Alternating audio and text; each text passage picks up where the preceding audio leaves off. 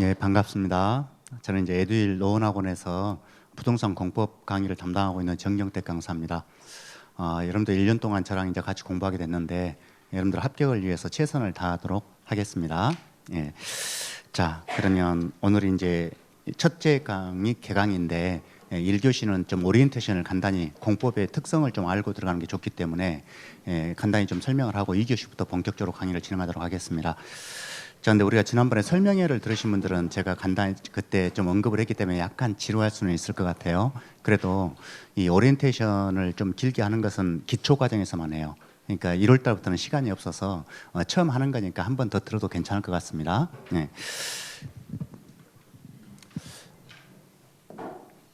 자, 그러면 우리가 이제 여러분 중개사 전반에 대해서는 여러분들이 이미 알고 계실 걸로 생각을 해요. 예, 그건 빼고 이제 중개사가 1차하고 2차로 구분이 되죠. 근데 저는 이제 오늘은 부동산 공법에 대한 것만 설명을 드리겠습니다.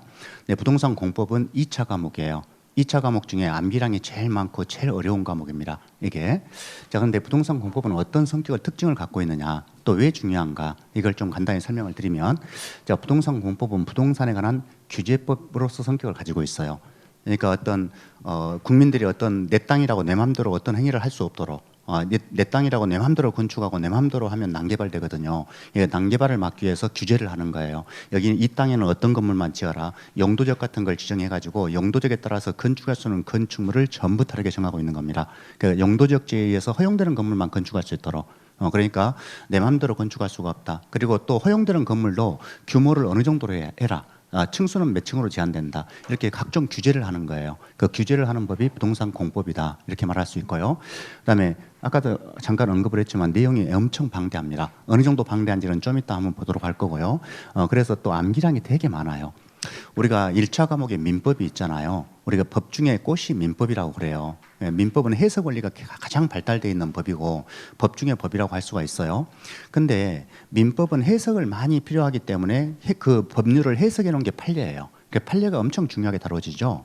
근데 같은 법이라도 우리 부동산 공법은요, 해석이라기보다는 나열식 조문이 많아요. 아주 나열식 조문이 많아서 그 조문을 외우고 있는가, 이게 이제 관건이거든요. 공부 방법도 완전히 달라지는 거예요. 민법은 해석을 해야 되기 때문에 그 논리적인 사고를 해야 되는 겁니다. 그런데 공법은요, 이 법정이 정하고 있는 내용을 얼마나 잘 외우고 있는가, 이게 관건인 거예요.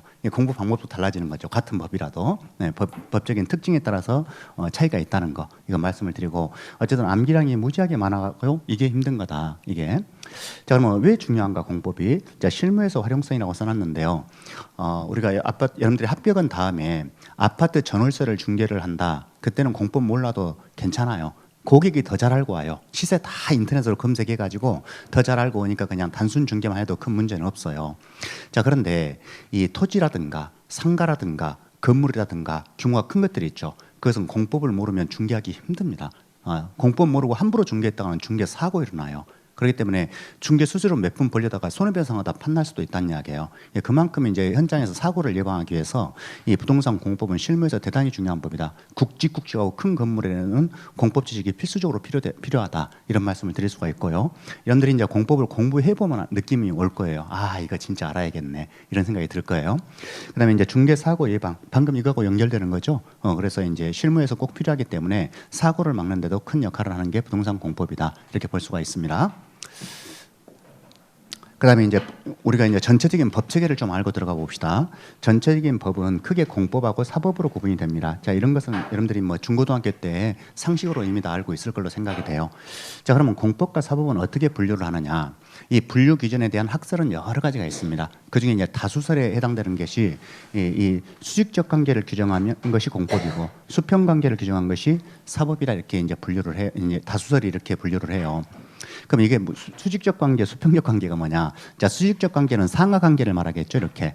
그래서 상하 관계를 규정한 법이 이 공법이라는 거예요. 자, 국가하고 국민은 대등한 관계가 아니에요. 국가는 국민을 향해서 명령하고 지휘하고 복종시키는 겁니다. 그게 상하관계에 있다고 볼 수 있어요. 예, 그런 국가와 국민 사이의 관계, 행정청과 국민 사이의 관계를 규정한 법이 이 공법이라고 볼 수가 있고요. 예, 사법은 수평관계라고 그랬죠. 자, 개인과 개인 사이는 대등한 관계예요. 상하관계가 아니죠. 개인과 개인 사이의 사적 거래 질서를 규정한 법, 그게 바로 사법입니다. 자, 그러면 공법의 대표적인 게 헌법이 있고, 여러분들이 잘 알고 있죠. 형법도 있죠. 자, 우리가 형법 어떻습니까? 국가가 형벌권을 발동을 해가지고 범죄자를 구속시키고 처벌하고 이러잖아요. 그러니까 강제력을 행사하는 거죠. 그러니까 상하관계인 공법에 속한다 이렇게 볼 수가 있어요. 자, 그중에 행정법도 있어요. 자, 행정법도 행정청에서 어떤 각종 규제를 합니다. 행정처분을 하고, 그러니까 국민들이 행정처분을 받으면 거기에 따라야 되는 거예요. 공권력을 행사하는 관계를 규정한 것이 행정법이에요. 이게 그래서 이것도 공법에 속한다 이렇게 볼 수가 있어요. 자, 사법의 대표적인 건 수평관계를 규정한다고 그랬는데 여러분들 시험범에 들어가는 민법이 대표적이죠. 자, 민법이 민사적으로 개인과 개인 사이의 사적 거래 질서를 규정한 법이기 때문에 수평관계에 해당되는 겁니다. 그래서 사법에 들어간다. 또 상법도 이제 사법에 들어가는데 이것은 민법이란 특별법이에요. 자, 민법은 모든 국민에게 적용된다면 상법은 상인 간의 거래 질서에 적용되는 법이에요. 상인과 상인도 대등한 관계라고 할 수 있죠. 그러니까 사법에 들어간다. 또 여러분들 잘 알고 있는 주택임대차 보호법 이런 것들도 사적 거래 질서에 관한 법이기 때문에 이것도 사법에 들어간다 이렇게 볼 수가 있어요. 자, 그런데 여기서 이제 헌법이라든가 형법, 민법, 상법 이런 법들은 조문이 있죠. 제1조부터 몇 조까지 단행 법전을 가지고 있다는 이야기예요. 그런데 특이하게도 이 행정법은 단행 법전이 없어요. 그럼 행정법은 뭔데? 자, 행정에 관련된 수많은 법률들이 있습니다. 근데 행정에 관련된 수많은 법률들을 통칭해서 한꺼번에 묶어서 행정법이라고 불러요. 그러니까 행정법이란 단일 법전이 있는 게 아니라 행정에 관련된 수많은 법률을 통칭해서 부를 때 뭐라고 한다? 행정법이라고 한다. 그럼 이 행정법 속에는 예를 들어서 도로 교통에 관한 행정법도 있겠죠. 국방에 관한 행정법도 있을 것이고 교육에 관한 거, 환경에 관한 거 각종 이 행정에 관련된 법률들이 많이 존재를 해요. 그런 걸 다 통칭해서 행정법이라고 한다. 그렇다면 이 행정법 중에는 부동산에 관련된 행정법도 있을 거 아닙니까? 그러면 그게 바로 부동산 공법이에요. 그러니까 행정법 중에서 행정에 관한 법 중에서 부동산에 관련된 행정법 그게 바로 부동산 공법이라고 한다. 따라서 부동산 공법은 공법과 사법 중에서 공법에 속합니다. 공법에 속하는데 그 공법 중에서 부동산에 관련된 행정법에 속하기 때문에 행정법이란 이야기예요. 이렇게. 행정법이란 큰 테두리 속에 부동산에 관련된 행정법인 부동산 공법이 들어있는 겁니다. 이해되셨나요? 자, 그런데 그럼 이 부동산에 관련된 행정법 법률 종류가 몇 개가 있냐? 제가 직접 세보는 건 아닌데 유명한 선생님들이 세보신 분이 있나 봐요. 보니까 100개가 넘는다 그래요. 부동산에 관련된 법률 행정법만 해도 법률 종류가 100개가 넘어요. 그럼 우리 중개사가 그 100개가 넘는 부동산 관련 법률을 다 공부할 수는 없잖아요. 그거 엄청 많은 그 많은 양을. 그래서 공인중개사가 이 정도는 알아야겠다. 중개 업무 하려면. 그래서 공인중개사 시험 범위로 채택한 법률은 이 부동산에 관련된 행정법 전체가 아니고 그 중에서 6개 법률만 우리 공인중개사 시험 범위에 채택을 하고 있어요. 이렇게. 그러면 그 100개가 넘는 많은 법률 중에서 6개 법만 우리 부동산 공법의 시험 범위에 포함된다. 자, 일단 여기까지 기억을 하고. 자, 그러면 그 6개 법이 뭐냐 이거예요. 6개 법이 우리 시험범위에 들어가는 부동산 공법에 들어가는 6개 법률입니다. 먼저 첫 번째, 국토의 계획 및 이용에 관한 법률. 여러분들 1년 동안 이 6개 법을 배울 거예요, 이제. 근데 국토의 계획 및 이용에 관한 법률은 이 각종 계획에 대해서 규정한 법이에요. 소위 말해서 도시계획인 거죠. 그래서 이 국토계획법에서는 많은 계획이 등장을 해요. 그래서 토지 소유자들이 마구잡이로 개발하면 난개발되잖아요. 그러니까 합리적인 계획, 도시계획을 수립해놓고 계획에 맞춰서 개발하겠다는 뜻이에요. 체계적 개발을 위해서. 그래서 각종 계획이 등장을 한다. 그리고 또 우리 부동산 공법은 규제법이라고 그랬잖아요. 토지 소유자가 자기 땅을 이용할 때도 함부로 이용 못하게 이렇게 이 땅에는 어떤 건물만 짓고 또 허용되는 건물이라도 규모를 어느 정도만 해야 되고 이런 식으로 규제를 하기 위해서 토지 이용을 규제하기 위해서 만들어진 법이 국토의 계획 및 이용하는 법률입니다. 그래서 이는 각종 계획과 토지 이용 규제에 관한 내용을 담고 있는 법이다는 거예요. 그런데 제가 계속 이제 법 이름을 호칭을 할 거예요. 근데 국토 계획 및 이용하는 법률, 국토에 관한 계획 및 이용하는 법률을 하면 너무 길어요. 너무 길어서 강학상 약칭을 써서 이제 강의 중에서는 약칭을 부를 거예요. 여기서 국자 따고 계획할 때 계자 따고 법률할 때 법자 따서 제가 국계법이라고 부를 거예요. 자, 국계법 그러면 여러분들이 국토 계획 및 이용에 관한 법률을 말하는 거구나 알아먹어야 돼. 예, 각 수업 시간마다 계속 법 호칭을 해야 되니까. 예, 국계법 그러면 국토 계획 및 이용하는 법률이다. 자, 시험 문제에서는 아무리 길어도 약칭을 쓰지 않습니다. 법전에 원문을 써줘요. 시험 문제에서는 시험 문제 나올 때마다 문제마다 법 이름을 무슨 법에서 출제했다는 근거를 밝혀주거든요. 그때마다 원문을 그대로 써주니까 원문을 알고 있어야 되는 겁니다. 다만 우리가 수업 중에는 국계법이라고 호칭을 하겠다. 자, 우리 부동산 공법이 2차 과목인데 40문제 출제되거든요. 그 40문제 중에서 12문제 출제가 되고 있습니다.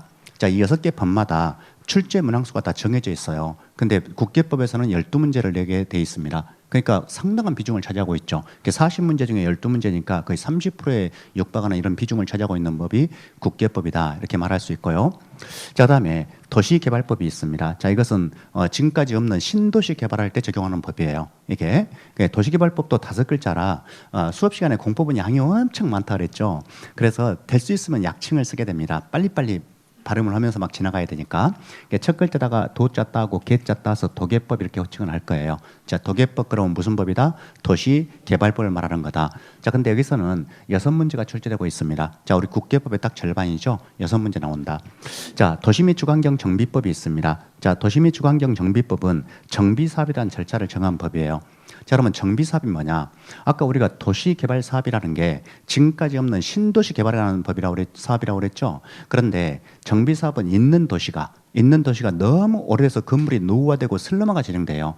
그러면 그 슬럼화 진행을 막기 위해서 기존 노후화된 건물을 전부 철거하고 새로 건설을 할 필요가 생기는 겁니다. 여러분들이 흔히 알고 있는 재개발 재건축이에요.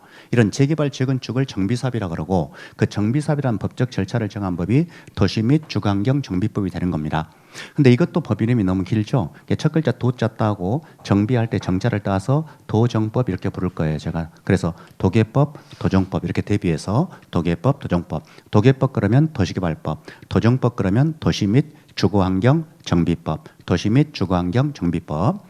자, 이것도 6문제가 출제되는데 그러면 도계법하고 도정법 합쳐야 12문제가 되겠죠. 그래야 국계법하고 비중이 같아지겠네요. 이렇게 출제 문항수가 정해져 있다는 거. 그다음에 건축법이 있습니다. 자, 건축 절차를 정한 법이 건축법이 되겠습니다.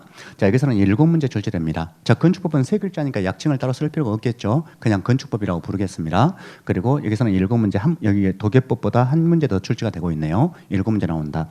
자, 우리가 주택법은 주택건설 절차를 정한 법인데요. 여기서도 7문제 출제되고 있습니다. 건축법과 주택법이 각각 7문제씩 나오고 있다. 그러면 자, 우리가 건축법은 건축물 건축 절차를 정한다 그랬죠. 그러면 주택도 건축물이잖아.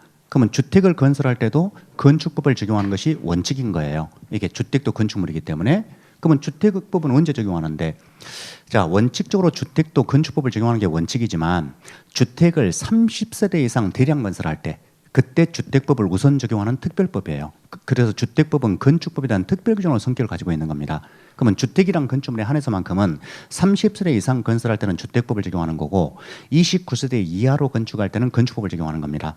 이해되시죠? 그러면 주택을 제외한 나머지 모든 건축물을 건축할 때는 건축법 적용해요. 건축법. 근데 주택이란 건축물 안에서는 29세대 이하의 주택을 건축할 때는 건축법 적용하지만 30세대 이상일 때는 주택법을 우선 적용한다 하는 거. 자, 그다음에 농지법은 농지에 대해서 정한 법이 농지법이겠죠. 여기서는 2문제가 출제되고 있습니다. 그러면 6개 법 중에서 출제 문항수가 제일 적다고 볼 수 있죠. 그렇다고 해서 농지법이 암기량이 적냐? 그것도 아니에요. 되게 많음에도 불구하고 출제 문항수는 적게 배정을 했습니다. 그래서 이제 보통 인강 수강생 같은 경우에는 외울 것은 많은데 2문제밖에 안 나오니까 막 포기해버리는 사람도 많이 있어요. 근데 여러분들은 포기하지 마세요. 우리가 현장에서 토지를 중개한다. 그러면 돈 중개 수수료가 많은 게 토지는 굵직굵직하니까 단위가 크기 때문에 중개 수수료가 좀 많이 받을 수가 있잖아요. 그런데 토지 중개의 대부분은 우리가 이 시내에서 이 건물이 건축되는 대지를 거래하는 경우도 있겠지만 건축이 가능한 대지를 거래하는 경우도 있겠지만 대부분의 토지 중개 그러면 임야하고 산지예요. 임야 산지를 대부분 거래하는데 우리가 임야하고 농지하고 임야가 대부분 토지 중개할 때 대부분 대상이다. 자, 그런데 농지를 거래할 때 농지법을 모르면 또 중개 사고 일어나요. 농지법을 꼭 알아야 되는 겁니다. 농지 거래할 때는. 그리고 산지 거래할 때는 이 산지관리법이라는 법이 있어요. 그 법을 꼭 알아야 돼요. 산지관리법도 되게 중요하기 때문에 옛날에는 시험범위에 들어갔어요. 근데 중개사 시험에 공법 시험 범위가 너무 공부량이 많으니까 옛날에는 거의 9개였거든요. 근데 그중에 3개를 뺐어요. 세 개를 빼서 이제 6개로 지금 줄여준 겁니다. 사실은 공부 분량. 근데 이것도 엄청난 분량이에요. 사실은. 어쨌든 농지법은 현장 실무에서는 되게 중요한 법이다. 토지 중개할 때는. 그래서 꼭 알아야 된다. 근데 우리는 일단 이 시험을 합격하는 게 중요한 거잖아요. 그래서 이제 보통 사람들은 이제 2문제밖에 안 나온다는 이유로 나중에 공부하지 뭐 합격한 다음에 공부하지 하면서 포기하는 경우가 있는데요. 농지법은 2문제밖에 안 나온 대신에 문제를 전형적으로 내줘요. 그러니까 문제가 쉽다는 이야기예요. 올해는 좀 어려웠어요. 올해는 어려운데 통상적으로 보면 농지법은 제가 이제 강의한 부분에 몇 군데 발췌해서 강의를 하거든요. 그러면 그 정도 해놓으면 거의 2문제가 적중이 되는 경우가 많고요. 한 5번 시험을 보면 그중에 한 3번은 한 문제, 그 2문제가 다 적중이 되고 한 2번은 한 문제 적중하고 한 문제는 좀 지역적으로 나와가지고 벗어나기도 하고 이렇게 그 정도 돼요. 그래서 농지법은 다 하라는 게 아니라 수업 들은 내용은 포기하지 말고 했으면 좋겠다 이런 말씀을 드려요. 이렇게 총 이제 40문제로 구성이 되는 겁니다. 자, 이게 이제 정리해 보면 우리 부동산 공법은 전체 법체계 중에서 공법에 속한다. 사법이 아니고 공법. 공법 중에서 행정법에 속한다. 그 행정법 중에서 부동산에 관련된 행정법이다. 근데 부동산에 관련된 행정법 법률 종류가 되게 많은데 그 중에서 이 6개 법만 우리 시험 범위로 채택하고 있는 것이다는 것이에요. 여기까지 오케이? 네, 좋습니다. 자, 법 체계에 대해서 좀 한번 살펴보도록 하겠습니다. 법규. 자, 우리 국민들에게 이제 구속력을 행사하는 법규들이 여러 가지가 있는데 물론 이것만 있는 게 아니고 더 있습니다. 자, 근데 공무원 시험 준비하는 학생들은 그걸 다 알아야 돼요. 그 복잡한 법규 체계를. 근데 우리 공인중개사 시험 공부할 때는 이 정도만 알면 돼요. 더 이상 세부적인 것은 아예 뭐 책에 언급이 안 되니까 자, 가장 단순화시켜서 이 정도는 꼭 기억하시기 바라요. 자, 우리가 맨 위에 법률이 있습니다. 법률은 국회에서 국회의원들이 정한 법규라고 할 수 있겠죠. 자, 이건 여러분들이 다 알고 있죠. 근데 법률이 완벽하지가 않아요. 인간 세상에 벌어지는 모든 일을 법으로 규제할 수는 없는 겁니다. 그래서 굵직굵직 중요한 틀만 딱 법으로 정해요. 그럼 나머지 그럼 법이 좀 불안전하니까 법률을 보충하기 위한 법규가 필요해요. 그래서 그 하위 법규로서 시행령을 제정하게 됩니다. 자, 이 법규는 상하관계에 있습니다. 하위 법규는 상위 법규에 위반돼서는 안 됩니다. 상하관계에 있다. 자, 그런데 시행령은 그럼 법률을 보충하기 위한 하위 법규라고 볼 수가 있겠죠. 근데 이 시행령은 누가 제정하느냐? 대통령이 명령 형태로 제정을 해요. 그래서 이걸 대통령령이라고 불러요. 이게 시행령 이꼬르 대통령령이다. 이렇게 생각하시면 돼요. 사실은 엄밀히 말하면 똑같은 건 아니에요. 약간의 차이는 있지만 거의 95%다 같기 때문에 여러분들 공부할 때는 시행령 이꼬르 대통령 이렇게 기억해도 큰 지장이 없습니다. 시행령은 누가 제정하는 법규다? 대통령이 명령 형태로 제정하기 때문에 대통령령이라고 한다는 거. 시행령이란 말을 쓰기도 하고 대통령령이란 말도 언급이 되니까 이 용어를 알고 있어야 되는 겁니다. 그러니까 이제 이미 법 공부를 한번 해보신 분들은 이미 이건 아주 기초 상식인데 처음 오신 분이 있으니까 그분들을 위해 설명을 드리는 거예요. 자, 근데 시행령을 현장에 적용하다 보니까 이것도 뭔가 부족해요. 시행령을 보충하기 위한 하위 법규가 또 있는데 그게 시행규칙입니다. 그러면 이 시행규칙은 누가 제정하느냐? 각 부장관이 명령 형태로 제정하기 때문에 이걸 각 부장관이 명령 형태로 제정한다 해서 부령 이렇게 불러요. 근데 이 부령이란 개념은 통칭하는 표현이고요. 구체적으로는 국토교통부령, 행정안전부령 이렇게 표현되는 겁니다. 그러면 국토교통부령은 누가 제정하는 법규일까요? 국토교통부 장관이 제정한 법규예요. 무슨 말인지 가죠. 각 부 장관이 명령 형태로 제정한다 그래서 이걸 부령이라고 한다. 시행규칙이란 말과 부령이란 말은 같은 말이에요. 같은 말이다 이렇게 생각하시고. 자, 그다음에 우리가 시행규칙을 현장에 적용하다 보니까 이것도 뭔가 부족해요. 불완전해요. 이걸 보충하기 위한 하위 법규가 또 있는데 그게 뭐냐? 조례예요. 그러면 이 조례는 누가 제정하는 법규냐? 지방자치단체에서 지방의 의원들이 제정한 법규예요. 그렇다면 우리가 지방의회에서 정한 법규라는 것은 예를 들어 서울특별시 조례에서 정했다. 그러면 이것은 서울특별시 조례는 서울 시민한테만 적용하는 법이고 경기도민은 적용을 안 받아요. 그러면 이 조례의 내용은 그 동네에만 적용되는 법규라는 걸 알 수 있죠. 이렇게 그렇다는 거예요. 자, 그런데 우리가 법률은 국회의원들이 정한 법규고 시행령은 대통령이 명령으로 정한다 그랬고 시행규칙은 각부 장관이 명령으로 정한다. 그러면 국회의원, 대통령, 각부 장관은 전부 다 중앙기관이라고 할 수 있죠. 그래서 이 세 개의 법규는요, 전국에 적용되는 법규예요. 법률과 시행령, 시행규칙은 전국에 적용된다. 근데 조례는 지방의회에 제정하기 때문에 그 해당 지방자치단체에만 적용하는 것이고 전국에 적용되는 법규가 아니겠죠. 여기까지 이해되죠? 자, 그런데 우리 이 부동산 공법의 시험 범위에 들어가는 법률이 아까 6개 법률이 있었어요. 그 6개 법률마다 전부 다 시행령과 시행규칙을 다 가지고 있어요. 그래서 아까 여기서 본 바와 같이 예를 들어 건축법이다. 그러면 건축법 법률이 있고 건축법 시행령이 있고 건축법 시행 규칙이 있는 겁니다. 농지법 법률이 있고 농지법 시행령이 있고 농지법 시행 규칙이 있다. 그게 전부 시험범위에 들어가요. 그러니까 법률 조문만 시험범위에 들어간 게 아니라 시행령과 시행 규칙까지 전체가 시험범위에 다 들어가는 거예요. 그리고 출제가 되냐? 출제가 됩니다. 자, 그렇게 그래서 이제 방대해지는 거고요. 자, 그런데 그러면 이게 전부 다 시험범위에 들어간다는데 조례도 이론적으로는 시험범위에 들어가요. 이게 법규이기 때문에. 그러면 조례도 이론적으로 시험범위에 들어가지만 사실상 조례 내용은 출제할 수가 없어요. 왜 그럴까요? 중개사 시험은 1년에 한 번 전국에 걸쳐서 같은 문제로 시험을 봐요.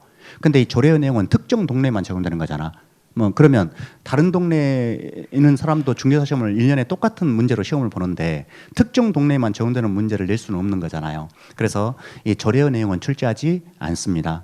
시험 범위는 들어가지만 이론적으로는 들어가지만 사실상 출제하지 않는다. 하지만 여러분들은 조례라는 법규가 있다는 사실은 알고 있어야 돼요. 그리고 현장에서는 조례 내용이 상당히 중요합니다. 중개할 때. 예, 어쨌든 우리 시험 문제를 출제를 하진 않지만 조례라는 법규가 있다는 사실을 알아야 된다. 왜? 법률과 대통령령에서 조례로 위임하는 규정들이 막 나오거든요. 이게 구체적인 조례의 내용을 모르더라도 이런 법규가 있다는 건 알아야 된다는 거. 자, 여기까지 이제 설명을 드리고. 그 다음에 여러분들이 이제 기초서 받으셨잖아요. 근데 기초서에는 이제 간략간략하게 이제 저자 선생님이 축약해 놓은 거라서 그냥 내용만 써져 있어요. 근데 여러분들이 1월달 가면 이제 기본서를 받게 돼요. 근데 그 기본서를 받게 되면 거기에는 이제 문장마다 그 근거 출처를 밝혀줘요. 이 기본서라는 게 법령을 베껴놓은 거거든요. 이게 법령을 이렇게 문장을 딱 써놓고 끝에 가서 자, 법 20조 뭐 이런 식으로 법 20조에서 베꼈다 이야기예요. 그럼 이 주제가 지금 건축법 파트다. 그럼 건축법 파트에서 문장이 나오고 끝에 법 20조 이렇게 써놨다면 이때 법은 뭘 의미하는 거냐? 건축법 20조를 인용한 것입니다. 이렇게 출처를 밝혀주는 겁니다. 그래서 이게 약칭이에요. 자, 법 몇 조 이렇게 나오면 이때 법은 뭘 말하는 거다? 법률을 의미하는 거다. 이런 이야기예요. 자, 그런데 문장이 딱 나오고 문장 끝에 가서 영 제10조 이렇게 써놨어요. 그럼 이때 영은 뭘 말하는 걸까요? 자, 예를 들어 건축법 파트다. 그러면 건축법 제10조를 인용한 것입니다 하고 근거를 밝혀준 겁니다. 무슨 말인지 이해 가죠? 이 영이라는 것은 대통령령의 약칭이다는 겁니다. 이렇게. 그다음에 또 문장을 딱 써놓고 끝에 가서 규칙 제10조 이렇게 써놨어요. 그러면 이것도 약칭이라는 걸 알 수 있죠. 무엇의 약칭? 시행규칙의 약칭이다. 이걸 알 수가 있는 거예요. 그래서 문장 써놓고 우리가 사전 찾는 법을 알듯이 이거는 꼭 몰라도 상관없어요. 이런 걸 출제하지는 않으니까. 그런데 문장 끝에 가서 가로해가지고 뭐 규칙 몇 조 이렇게 나오면 이거 뭐 주택법 같으면 주택법 시행규칙 10조를 인용했다는 소리구나. 이렇게 알아먹어야 된다는 이야기예요. 무슨 말인지 가죠? 그래서 법전을 찾아볼 때는 여기 기본서에 써져 있는 이걸 보고 몇 조를 찾아보면 되겠구나. 이 내용이 있구나. 이렇게 이제 근거를 밝혀준 거다. 1월 달에 기본서가 나오면 기본서에는 이런 것들이 이제 표시가 돼 있을 거다. 이런 이야기예요. 그래서 법은 법률의 약칭, 영은 시행령의 약칭, 규칙은 시행규칙의 약칭이다. 자, 이 점도 좀 인식을 하고요. 자, 그러면 우리 부동산 공법이 굉장히 방대한 양을 가지고 있다는데 어느 정도 방대한지 이 숫자 외울 필요 없습니다. 그냥 느낌만 잡으시라고 써놓은 거예요. 자, 우리 부동산 공법은 6개 법률이 시험범위에 들어간다 그랬습니다. 근데 그 6개 법률마다 전부 다 시행령과 시행규칙을 다 가지고 있다 그랬죠. 이게 전부 시험범위에 들어간다 그랬죠. 그래서 그 조문수를 한번 계산을 해봤어요. 조문수를 보니까 국계법이 법률에서 144개조, 시행령이 133개조, 시행규칙이 37개조예요. 총 315개조예요. 그래서 도계법도 이런 식으로 해가지고 이렇게 각 조문들 시행규칙까지 싹 합쳐보니까 이렇게 되더라는 거예요. 그러면 총 조문수가 몇 개예요? 1526개 조문이더라는 겁니다. 근데 여기 1526개가 사실은 더 넘어요. 왜 그러냐면 예를 들어서 뭐 50조다. 그러면 50조가 있고 또 나중에 개정하면서 신설된 규정들이 중간에 끼어들거든요. 그럼 50조 1, 50조 2, 50조 3 막 이렇게 들어가는 조문들이 상당히 있어요. 그런 까지 다 합치면 거의 뭐 더 훨씬 많아지는 거죠, 이게. 근데 어쨌든 이제 기본적으로 이제 끝에 조문만 합쳐봐도 이렇게 1,500개가 넘는 방대한 양을 자랑하고 있는 게 부동산 공법이라는 겁니다. 자, 우리 법 중에서 조문수 많기로 소문난 법이 무슨 법이에요? 민법이에요. 자, 민법은 1118개조로 구성되어 있습니다. 그래서 1조부터 1118조까지 있어요. 그래서 민법이 굉장히 방대한 거예요. 물론 친족 상속편까지 다 포함해가지고 전체 민법이 그렇게 방대한 법이다. 자, 그런데 우리 부동산 공법은 이제 단일법은 아니지만 여러 개 법이 합쳐진 거지만 어쨌든 시험 범위에 들어가는 것이 1,500개가 넘는 민법보다 더 많은 조문을 자랑하고 있어요. 근데 또 민법은 어때요? 여러분들 이제 작년에 공부해 보신 분도 이 중에 계실 것 같아요. 자, 민법 조문은 보통 짤막짤막해요. 그 길이가. 그리고 1항, 2항 이제 항으로 나가게 되는데 보통 뭐 2항이 보통이고 막 좀 한 3항 정도 있는 경우도 있고 뭐 예외적으로 이제 길게 있는 것도 있지만은 거의 대부분은 한 3항 이내에서 끝나요. 근데 부동산 공법은요, 대부분의 조문이 3항 이내에서 끝나는 게 아니라, 예를 들어서 뭐 25조다가 25조에 해당되는 어떤 조문이 있다. 그러면 이제 1항, 2항 이렇게 나가거든요. 근데 다 그런 건 아니지만 어떤 상당수의 조문은 뭐 10항 뭐 이런 식으로 나간다는 거예요. 항이 이렇게 많아요. 한 개 조문이. 자, 그런데 또 여기서 또 문제가 뭐냐면 1항, 2항 나가잖아요. 그럼 2항에서는 어떤 계획이라고 쳐요. 그럼 이 계획에는 다음의 내용을 포함해야 한다. 해가지고 1호, 2호, 3호 이렇게 나가는데 25호까지 막 이런 식으로. 이렇게 나열식 조문이라는 겁니다. 이게 나열식 조문이기 때문에 이게 전부 다 암기투성인 거예요. 근데 이런 조문이 가끔 있냐? 아니에요. 아주 많이 있어요. 전체가 다 이런 건 아니지만 이런 조문들이 꽤 있다는 겁니다. 그래서 부동산 공법의 양이 조문 수도 엄청나게 많은데 이게 전부 다 한 개 조문이 어떤 것은 긴 것들은 막 한 페이지예요. 그냥 그게 한 개 조문이야 그냥. 그러니까 얼마나 이 수험생 입장에서는 부담이 크겠어요.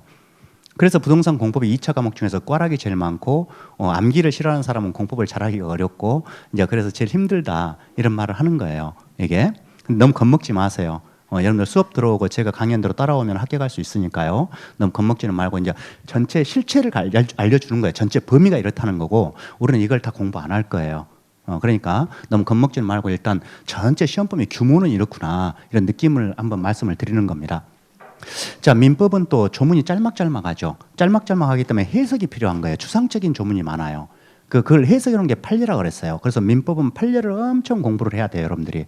그래서 민법이 조문 수도 많지만 판례도 많아서 그래서 민법이 또 방대한 과목이라고 할 수 있죠. 자, 그런데 우리 부동산 공법은 이렇게 나열식 조문이잖아요. 조문 자체가 막 구체적으로 해석 여지를 최소화시키기 위해서 구체적으로 막 규정을 해놓은 거예요. 그러다 보니까 이것은 해석보다는 물론 해석도 필요한 경우가 있지만 주로 암기를 많이 해야 되는 거예요. 이 나열식 조문을 암기하고 있는가 이걸 주로 이제 시험 문제에서 물어보는 거죠. 그래서 암기량이 많은 과목이 이 부동산 공법이다 이런 말씀을 드릴 수가 있는 거고요. 아까 또 언급을 했었죠. 어쨌든 이런 뭐 숫자를 외울 필요는 없지만 이렇게 방대한 양을 가지고 있다는 느낌을 일단 잡으시고요. 자, 그러면 이 방대한 공법을 어떻게 강의를 할 것인가 강의 방법이라도 좀 설명을 드릴게요. 이건 제가 강의를 하는 방법입니다.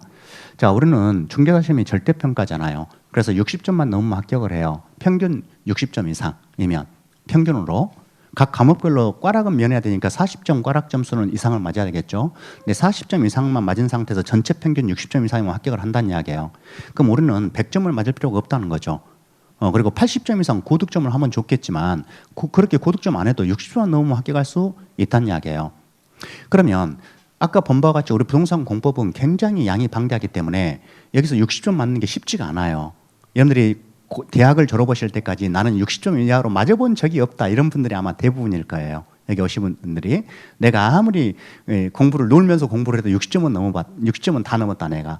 나 80점 이하로도 안 내려갔다 이런 분들이 꽤 있을 텐데 부동산 공법은요 60점 맞기가 이렇게 어렵구나 그 진수를 보여주는 과목입니다. 이게 왜냐하면 암기 과목이기 때문에 그걸 다 못 외우고 있으면 답이 안 보이거든요. 이게 그래서 이 가장 효율적으로 공부를 해야 돼요. 우리가 여러분들이 아까 시험 범위에 있는 1,500개가 넘는 그 조문을 내가 완벽하게 해버리겠다. 그러면요. 저도 다 모르거든요. 그 조문을. 저 22년째 강의 들어가고 있는데요. 지금 경력이. 근데 저도 다 모르는 것을 수험생이 1년 만에 6과목 오면서 공법을 마스터하겠다고요? 택도 없는 이야기예요. 만약에 그렇게 마음을 먹고 있다면 공법만은 최소 3년에서 5년 해야 돼요. 공법만. 다른 과목 하지 말고. 그렇게 하면 1년 만에 합격하기 어렵잖아요. 그래서 여러분들은 우리가 가장 효율적으로 60점만 넘으면 합격한다는 이 절대평가 이 장점을 살려야 되는 겁니다. 따라서 저는 전체 범위를 강의하지 않고 발췌 강의를 하게 됩니다. 그럼 어떻게 발췌 강의를 한다는 거냐? 자, 우리가 전체 1,500개가 넘는 조문 시험 범위가 이렇게 있다고 쳐요. 그럼 여러분들이 1월 달에 기본서를 받으실 거예요. 근데 그 기본서가 우리가 대학교 다닐 때 기본서 그러면 좀 집중력 있는 학생들이라면 그 기본서만 보고도 이해가 되게 서술을 해설을 해놓은 책이 기본서라고 그래요. 우리가 보통. 자, 그런데 우리 부동산 공법 기본서는 그런 개념이 아니에요. 그 많은 법령을 다 수록할 수가 없기 때문에 그중에 출제 가능성이 높은 것만 뽑아서 발췌해 놔서 법령을 좀 체계에 맞게 분류해 놓은 책 그게 바로 기본서예요. 해설이 없어요. 법조문들이야 다. 법조문들이기 때문에 어디서 인용했다고 가로쳐가지고 그 뭐 법 몇 조, 영 몇 조 이렇게 표시를 해주는 거예요. 그러면 자 이게 전체 시험범위라면 기본서에서 한 60%에서 한 70% 정도 이 정도가 이제 기본서에 수록이 되는 거예요. 지금까지 한 번도 출제가 안 됐거나 그 자잘한 부분들은 다 빼버리는 겁니다. 근데 이 기본서도 양이 너무 많아요. 그래서 저는 이제 나중에 여러분들의 핵심 요약서라는 걸 받게 돼요. 그 요약서에서는 이 기본서에 있는 분량의 한 50% 정도만 이렇게 요약서로 정리를 하게 됩니다. 그래서 저는 1년 동안 강의를 하는 게 이 요약서에 있는 부분만 강의를 해요. 요약서에 있는 부분만. 물론 요약서에서 벗어난 거 일부 좀 끼어들기는 해요. 일부. 그런데 대부분은 다 한 90%는 요약서에 있는 내용이에요. 근데 이 요약서에 있는 내용도 굉장히 양이 많아요. 이것도. 그러니까 사실은 전체 시험범위에서 양을 확 줄여놓은 거잖아요, 지금. 전체 범위로 치자면 요약서에 있는 내용은 한 20%에서 30%? 한 70%는 70% 이상을 버려버리는 거예요, 그냥. 포기하고. 아, 그러면 60점 이상 맞아야 되는데 그러면 그렇게 많이 버려버리면은 합격할 수 있냐? 자, 이 요약서에 있는 내용은 출제 빈도를 분석을 해서 가장 출제 빈도가 높은 부분으로 발췌를 해놨기 때문에 여기 있는 것만 해도 60점은 확보가 돼요. 고득점은 안 되죠. 80점 이상은 안 되지만 60점 정도는 충분히 맞을 수 있다는 이야기예요. 이게 이 정도 분량만 해도. 근데 이 요약서에 있는 내용도 상당히 양이 많아요. 여러분들이 이제 처음에 1년 남았으니까 지금 초보자들 이제 작년에 재수하신 분들은 대충은 알 거예요, 아마. 공법이 얼마나 양이 많은지.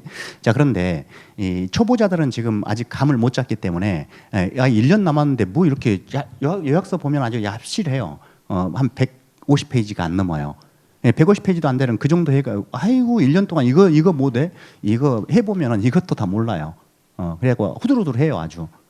근데 이 많은 양을 어떻게 다 하겠어요? 그래서 우리는 이것만 한다. 근데 이것도 양이 많기 때문에 기초과정에서도 매 순환마다 여러 가지 단계별로 순환인 과정이 있잖아요. 2달 코스, 3달 코스 해가지고. 그러면 순환마다 이걸 다 강의할 수가 없어요.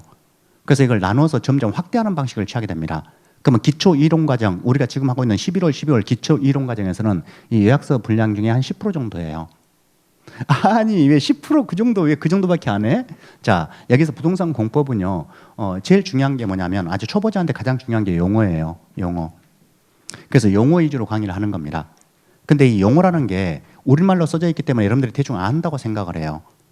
그런데 단어가 비슷비슷한 게 많아가지고 근데 다 틀려요, 의미가. 그러니까 그 용어를 들을 때 오늘부터 당장 들어갈 텐데 용어를 들으면 이해가 될 거예요. 근데 반나절이 지나기 전에 헷갈려요. 이게. 근데 그 용어를 명확히 구별하면서 우리 일상 용어 쓰듯이 자유자재로 구사가 돼야 돼요. 그래야 공법이 쉬워지는 거예요. 근데 그렇지 않고 용어가 막 헷갈린 상태에서 막 아무리 공부를 막 진도를 나가봤자 그냥 뭐 헷갈리니까 제대로 이해가 안 되잖아요. 그러니까 공법은 어려울 수밖에 없는 거예요. 그래서 기초 과정이 너무너무 중요해요.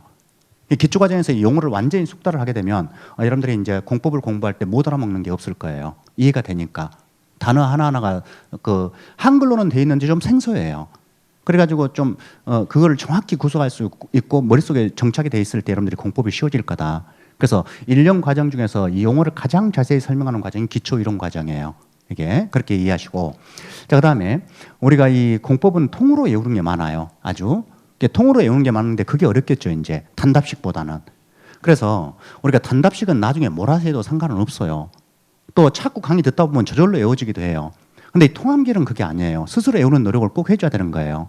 그래서 공법 중에서 제일 어려운 통합기를 할 거예요. 아니 기초과정 초보자들한테 이렇게 어려운 걸 하면 되냐? 자, 우리가 이 공법은요 한 번이라도 더 해야 돼요. 외우고 까먹고를 내가 안 보고 쓸 정도로 외운 상태에서 그걸 금방 까먹거든요. 그걸 최소 20번 이상을 해야 시험장 가서 대충 찍고 나오는 거예요. 이게 확실히 알고 맞추는 게 아니라 계속 까먹기 때문에 그래요. 얼마나 암기량이 많은데 어떻게 완벽하게 외웁니까? 그래서 이런 식으로 한 번이라도 더 외워보기 위해서 통합기를 기초반에서 들어갑니다. 그래서 다른 과목과 다르게 제가 강의하는 부동산 공법은요 기초 이론 과정이 결코 쉬운 과정이 아니에요.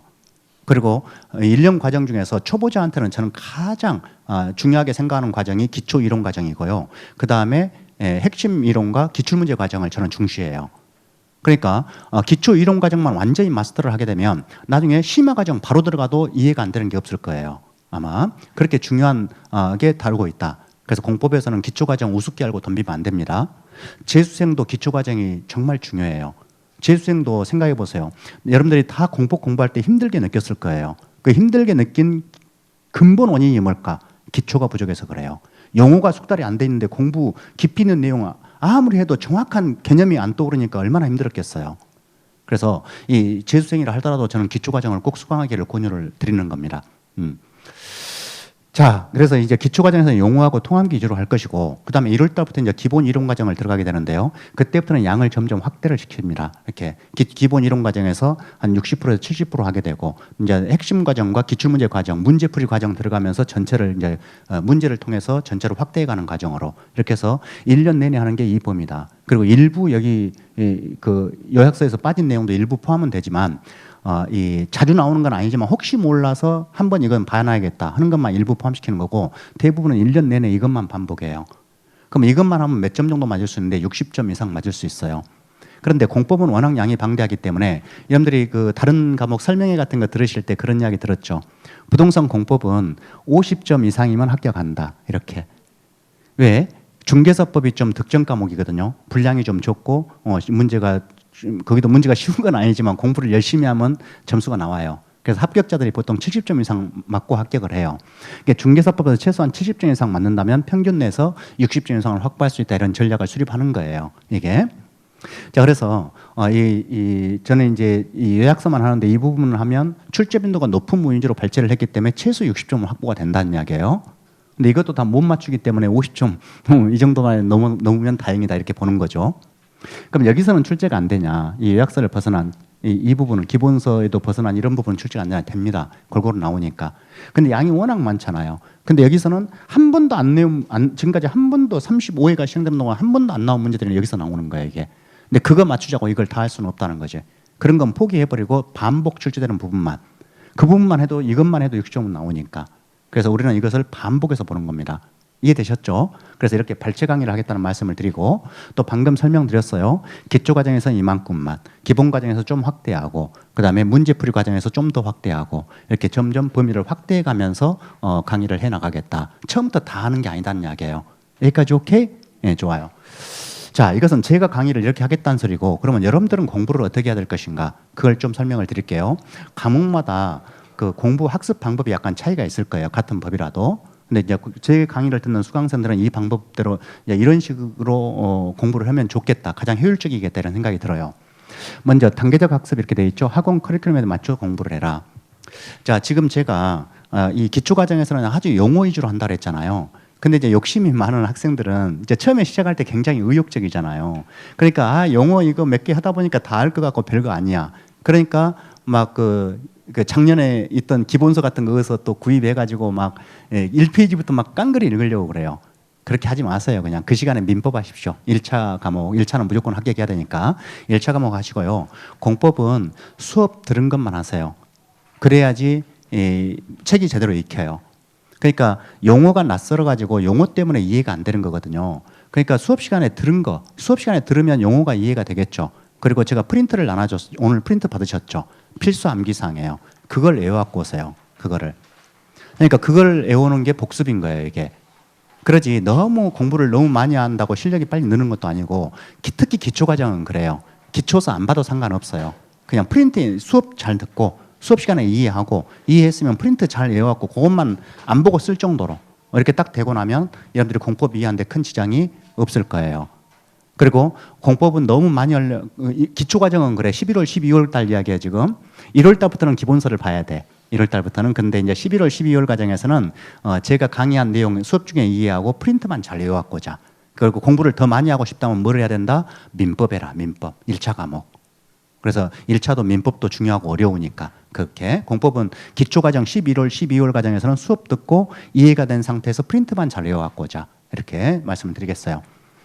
그래서 단계별로 너무 많이 하려고 하지 말고, 기초과정은 기초과정에 맞게, 또 기본 1월 달에 기본 이론 과정 들어가면 기본 이론 과정에서 양을 확대해 준다 그랬죠. 그럼 확대한 범위, 수업 들은 내용, 거기 부분만 기본서 보면서 복습해 갖고 오면 되는 거예요. 그렇게 커리큘럼에 맞춰서 공부해라, 단계별로. 자, 그다음에 두 번째, 강의 수강 후에 복습을 꼭 해야 됩니다. 복습. 자, 공법은 암기 과목이라고 그랬죠. 제가 여러분들한테 외우기 쉽게 이해를 시켜줄 수는 있지만, 여러분 머릿속에다가 꽉 각인을 시켜가지고 암기를 시켜줄 수는 없어요. 암기는 스스로 해야 되는 겁니다. 그래서 자, 제공된 교환, 프린트 이거 암기하는 게 복습이라는 거예요. 예, 복습은 꼭 해야 돼요. 공법은요, 앞뒤가 연결돼 있어요. 그러면 1교시 때 배웠던 용어들이 막 나오잖아요. 그러면 2교시 때 이걸 막 써먹어요. 근데 2교시 때 또 새로운 용어들이 나오잖아요. 그러면 이 두 개를 합친 걸 3교시 때 또 써먹어요. 계속 연결돼 있어요. 그러니까 그때그때 이게 복습이 안 돼버리면 이 내용을 이해를 못 해요. 3주차에 하는 이런 내용을.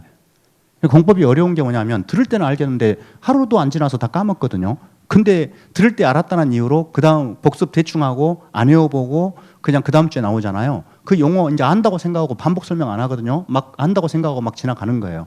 그럼 하나 지난주에 배운 용어들이 막 헷갈려갖고 이제 뭔 소리인지를 못 알아먹기 시작하는 겁니다. 그러면 안 되고 공법은 프린트를 한 번 외웠다고 끝나는 게 아니라 계속 반복해서 매일 보는 겁니다. 매일. 근데 어쨌든 교환 프린트를 암기하는 것이 복습이다. 암기 복습이다 이게. 근데 기본서를 다 외우는 게 아니라 기초서를 막 책을 외우라는 게 아니라 프린트를 외우라는 거예요. 자, 두 번째, 이해와 암기를 병행을 해야 된다. 자, 공법은 암기 과목이에요. 나열식 조문이기 때문에 외워져 있으면 답은 보이는 겁니다. 자, 그런데 우리 인간의 두뇌가 이제 여기서 영리한 분도 있고 저처럼 미련한 사람도 있을 텐데 이걸 다 외우기가 사실 어렵거든요. 그러면 그나마 좀 쉽게 외우는 방법이 뭘까? 여러 가지 뭐 초식을 쓰거나 암기법을 쓰기도 하겠죠. 근데 저는요, 이해가 안 되면 제 머리로는 정말 잘 안 외워져요. 제가 좀 머리가 영리하지 못해가지고. 그러면 어떻게 이해를 하면 좀 쉽게 외워지더라는 거예요. 제가 제 머리를 놓고 봤을 때. 그래서 저는 학생들 중에는 이제 영리한 분도 있겠지만 이제 저하고 비슷한 분도 있을 수가 있기 때문에 저는 최대한 이해시키려고 노력을 해요. 수업 중에는. 그러니까 제가 수업 중에는 이해시키려고 노력을 하는데 그걸 이제 이해가 됐으면 외우기 쉽게 외우는 방법도 알려드려요. 그러면 여러분들이 그걸 가지고 반복해서 암기하는 건 스스로 해줘야 돼요. 그래서 이해 암기를 병행해야 된다. 수업 중에 이해를 했으면 그걸 복습을 통해서 암기를 해야 된다. 뭘 암기한다? 이 프린트 이걸 암기한다. 이해되시죠? 그다음에 중요 부분 위주의 학습이다. 자, 제가 강의를 발췌 강의한다 그랬죠. 중요 부분만 발췌해서 강의한다 그랬잖아. 출제 가능성 낮은 부분은 가감하게 제껴버리는 거예요. 그러니까 그 배운 것만 하세요. 배운 것만. 안 배운 것만 억지로 다 모든 걸 완벽하게 하려고 하면 힘들어요. 그러니까 1차 공부하세요. 그 시간을 아껴가지고. 자, 그 다음에 암기장하고 짜투리 시간을 활용해라 이렇게 나와 있는데, 자, 공법은 이게 암기장은 자기가 스스로 만들 수도 있지만요. 그냥 이 교환 이것이 암기장이라고 생각하면 돼요. 스스로 만들어도 되고 또 이렇게 교환 들고 다니면서 외우는데요. 짜투리 시간을 활용해서 외우는 게 제일 효과적이고 좋아요. 잘 외워지고 지루하지도 않고. 여러분들이 공법을 일요일 날 잡아서 10시간 공법만 하겠다 이런 생각을 하는 사람도 있어요. 근데 공법은 암기 과목이잖아. 한 2시간 외우고 나면 머리에 지나요. 그 다음부터는 검은 것이 하얀 건 종이에요. 멍 때리는 거예요 그냥. 예, 암기 과목은 그렇게 하는 게 아니에요. 한 10분 동안 버스 타고 가면서 한 20분 동안 프린트 내놓고 쫙 한 페이지 쫙 외워보는 거예요.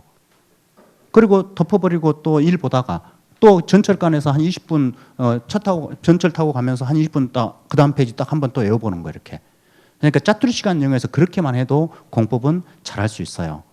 근데 그 작업을 안 하니까 어려운 거예요. 1년 내내 공부를 해도 공법이 어려운 거예요. 용어가 숙달이 안 되고 통암기가 안 돼 있기 때문에 그걸 암기가 돼 있어야 다른 데 해석할 때 다 연결되는 건데 거기서 끄집어 오는 건데 근데 이게 전제 사실이 암기가 안 돼 있으니까 그 다음에 해석이 안 되는 거죠 이게. 무대표로 외우려고만 하는 거지 이해가 안 되는 거지 그냥. 그래서 이 프린트를 짜투리 시간을 이용해서 수시로 매일 봐라 이렇게. 근데 프린트를 내가 많이 주는 것도 아니에요. 하루에 한두 장 줘요. 뭐 한두 장 그거 일주일 내내 그거 외우는 거 그거 못 하겠어요? 그거 꼭 해야지. 예, 충분히 안 보고 쓸 정도로 딱 해갖고 오면 여러분들이 공법이 한결 1년 동안 쉽다. 왜 공법을 어렵다고 하지? 이런 생각을 하게 될 거예요. 공법이 어려운 대부분의 이유는 용어가 숙달이 안 돼 있고 통암기가 안 돼 있기 때문에 그래요. 근데 통암기도 모든 통암기를 다 하는 게 아니에요. 법령에 있는 걸 다 외우는 게 아니라 핵심적으로 꼭 외워야 될 통암기들이 있어요. 그걸 외워야만 뒤에 게 문장이 해석이 되는 경우들이 있다고. 그런 것만 하는 거예요. 그런 것만. 그래서 프린트에 있는 것은 꼭 외워주기를 바랍니다. 자, 우리가 1년 동안 커리큘럼을 보면 우리는 지금 주간반이잖아요. 예, 주간반의 경우에 11월, 12월 달은 기초 이론 과정으로 진행을 하게 됩니다. 그리고 기본 여기 1월 달, 3월 달에는 이제 1월부터 3월까지 기본 이론 과정이 10주 과정이에요. 10주 과정으로 3월 중순까지죠. 그러니까 1월, 2월 8주하고 3월 중순까지 해서 10주 과정으로. 그 3월 중순부터 5월 말까지 이제 기출 문제하고 핵심 이론 과정으로 들어가요. 그럼 이때부터 이제 문제풀이 과정이 들어가는 거죠. 문제풀이 하면서 이론 설명을 곁들여서 하는 겁니다. 이때. 자, 그다음에 이제 기출문제 과정이 되게 중요하다고 그랬죠. 네, 저는 이제 기초 이론 과정이 아주 중요하고 이 핵심 이론 과정, 기출문제 과정이 대단히 중요하다. 그리고 이제 응용 반원으로 이제 6월 달부터는 응용 반원 들어가는데 일반 문제집, 그러니까 기출 문제를 변형한 이 응용 문제집으로 이제 공부를 하게 됩니다. 응용 문제. 그리고 이제 단원별 모의고사를 해서 그 진도별로 40문제씩 이제 시험 보고 문제 풀어주고 이런 과정으로 들어가요. 근데 이런 것도 상당히 유용해요. 진도별로 내가 직접 풀어보고 실전처럼 그리고 해설을 들으면 내 자신의 측정이 되기 때문에 이때 실력이 많이 늘어납니다. 이때. 그리고 이제 9월 달부터는 이제 압축 이론 특강으로 들어가요. 9월 달부터는 그 압축 이론 최종 마무리 특강이에요. 이게 하루에 끝내는 거. 끝장 특강이죠. 그리고 이제 백선 문제 특강이 있고요. 핵심 문제 100문제. 그리고 10월 달에는 동영 모의고사 그래가지고 우리 실전처럼 전범위에 대해서 1번부터 40문제까지 전범위에 대해서 실전처럼 출제하는 문제 모의고사를 보는 겁니다. 이걸로 훈련을 하게 된다. 실전처럼. 이렇게 전체 1년 과정이 이렇게 구성이 돼 있습니다. 이 학원의 커리큘럼을 따라가지고 그대로 1년 동안 결석하지 말고 꾸준히 따라오세요. 또 혹시 결석을 불가피하게 했더라도 인강으로 꼭 보충을 해가지고 학원 과정만 잘 따라오면 1년 만에 충분히 합격할 수 있어요. 그래서 여러분들은 이 지금 기초과정부터 들어온 것은 다른 과목은 제가 모르겠지만 공법은 굉장히 잘했다고 생각을 해요. 작년에 재수하신 분들이 이제 공부가 좀 많이 됐다는 이유로 여기 한 5월 달이나 6월 달에 와요. 그러면 어때요? 작년에 공법이 어려워서 안 된 이유가 있죠. 기초가 부족했기 때문이거든. 근데 기초과정 안 들었잖아요. 그럼 여기서 또 어렵죠. 그럼 여기서 또 후달리는 거예요. 이게 된다는 보장이 없는 거죠. 그래서 재수생도 저는 차라리 기본 이론 과정을 빼먹을 망정 기초 과정은 꼭 들었으면 좋겠다. 내가 다 아는 내용이라도 그 빠른 속도로 인강으로라도 꼭 들었으면 좋겠다 이런 생각이 들어요. 기초 과정은 그만큼 중요하기 때문에 가급적이면 좀 쉽지만 그리고 설명도 자세히 하려고 해요. 용어 설명을. 그러면 예를 들어서 우리가 이 기초 과정에서 용어 설명을 예를 들어 제가 뭐 20분을 했다. 하나의 용어를 가지고 그러면 이 용어는 중요하기 때문에 1월달, 3월달 이 과정마다 다 해요. 다 하는데 기초 과정에서 20분 설명한 내용을 이 기본 이론 과정 1월달에 들어가면 5분으로 끝납니다. 왜? 양을 완전히 확대를 해야 되기 때문에 용어를 자세히 설명할 시간이 없어요. 최소한의 설명, 최소한의 이해가 될 정도 설명만 해요. 그렇기 때문에 용어를 완전히 확실하게 익힐 수 있는 기회가 바로 기초 과정이다. 이런 말씀을 드릴 수가 있겠습니다. 자, 이렇게 해서 오리엔테이션 이 정도로 하겠습니다. 그럼 잠시 쉬었다가 이제 본격적으로 부동산 공법에 관련된 내용으로 들어가도록 하겠습니다.